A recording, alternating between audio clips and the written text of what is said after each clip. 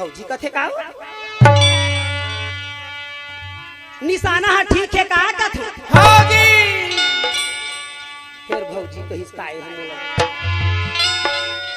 ये की छोड़ू तो छोकरा पिला मन बैठे है बाबा मन बैठे तोर दादा मन बैठे बाबा मन जी बाबा मन हो ता का होथे इखर उमर डर के पर के लड़ गया उका वाह भैया ओती छोड़ा थो माइक वाले देता का भाग ले अब इससे माइक बंद हो जाई तोर बंद हो जाई हो देखा थे गुर्रा के अभी दूजन बाई नहीं जाना है वो सोचत होई ना कि दूजन के बाई होई कई के तने हा दूजन बाई या दूजन के बाई ना तो फिर देख रही जय हो ये डहर छोड़ दो कान नोनी पीला डहर कहत हो हां कथे तोरो बाई तो बैठे चल तो दी रही जय हो थरा रा रा रा रा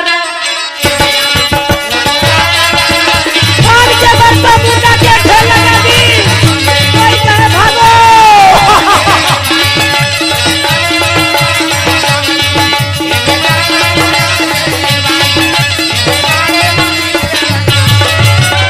विमाला छोड़ के देवता मन भगावे का हमर जीवन ही बात के अरे भागो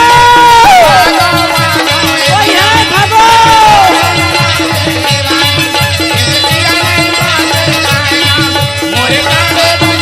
भागो कोई कहे बच जाओ कोई कहे भाग जाओ विमाला छोड़ के देवता मन कहे ये कोठा बान हमला परी तो हमार दादा नहीं बाचे कहे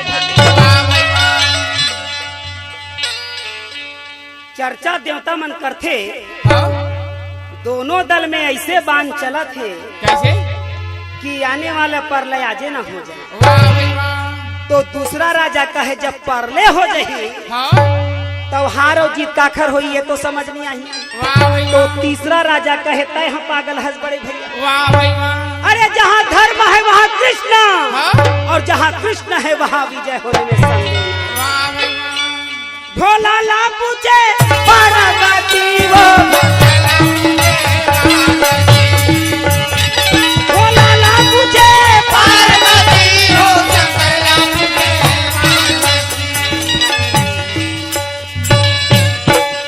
ये पार्वती कौन कोती ध्यान देवे सिंगारपुर कोती कर वाह भैया आज बिलसपुर हिंद दूजन बाई है 16 सिंगार करके खड़े है हां ककनी हरैया टोड़ा सुर्रा करधन नी दिखत होई तुहर आँखी मन कैमरा वाला कथो देखा थे कैसे चुप बैठे नहीं खींचते फोटो एको छन वो चला थे देहू पूरा हाथ में हाथ ल धरे बैठे का तो पैसा मैं कटवा हूं कटवा जय हो त कथे का हरि दर्शन का बापोएगा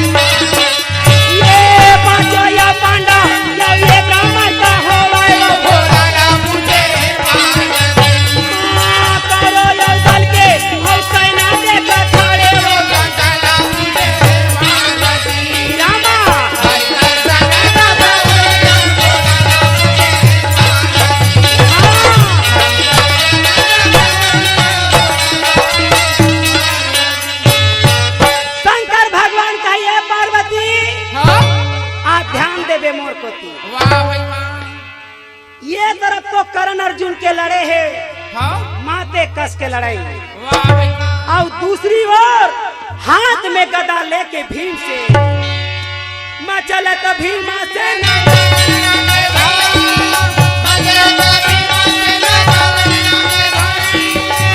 चल तो भीमा से नया के चल भैया वो तो भीमा से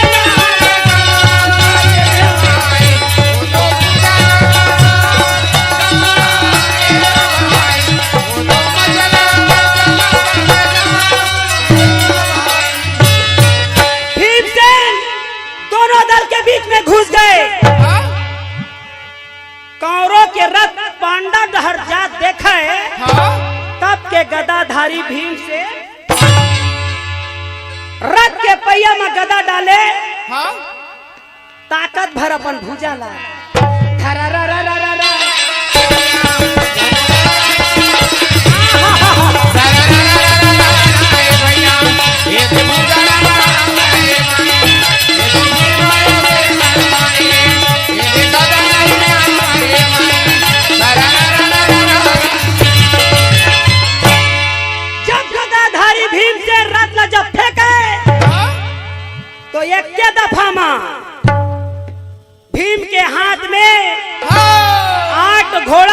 हाँ जी। और 2 लड़ने वाला सारथी। वाह भाई वाह। का क्या? मार के कहां लागे भाई,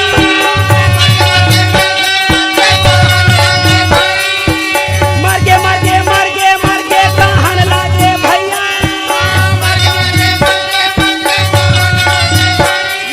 दोनों दल में मर के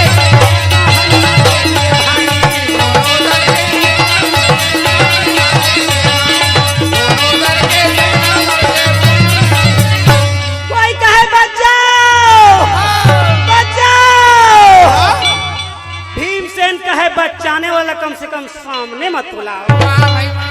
देख दशा भीमसेन,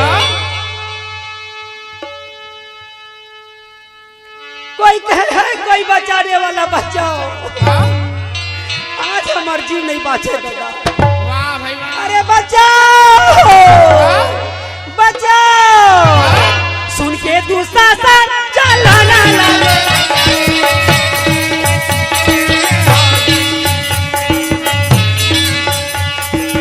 सुन के दुशासन चलाना लागे, भीमसेन 8 घोड़ा 2 लड़ने वाला सारथी ला मार के दबोजे रहे। एती सेना कहे बचाओ बचाओ, दुशासन मन में सोचे क्या सोचे? पांडा मन कहीं बाहर से पहलवान तो नहीं बुलाए, वाह भाई वाह। अच्छा सेना में खलबली मचे है, हो सकते पहलवान बुलाए। वाह भाई वाह। सुन के दुशासन चलाना लागे, बगैर मारे नहीं छोड़ा बाहर, चलाना लागे,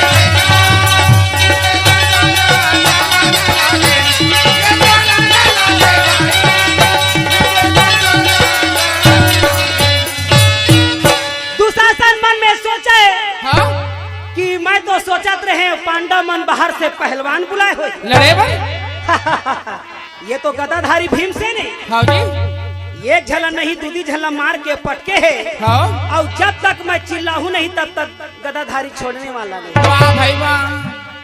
वही मेरे जाके हफ्चा के जेल में भीमसेन दबोचे रहे। वाह भाई वाह। ता बतावा भाई वही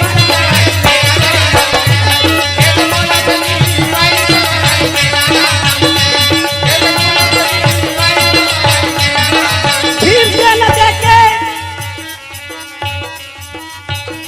दुशासन कहे भीमसेन हाँ जी। अगर तुझे लड़ना है तो मेरे से लड़िए, हाँ। इस सेना से ना लड़िए। वाह भाई वाह।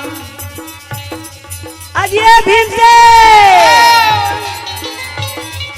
अरे मारे चिल्ला के या बोलेगा कहना मानो हमार वही समय वही, गदाधारी भीमसेन हाँ। मारे के तैयारी करी, अच्छा। दुशासन ला पीछे में पलट के देखे 17वां दिन के लड़ाई में मोर से मुलाकात हो गए, वाह भाई वाह। तो ये बेचारा ला मैं का कर, अच्छा। ये कन्हैया हरे वही समय वही,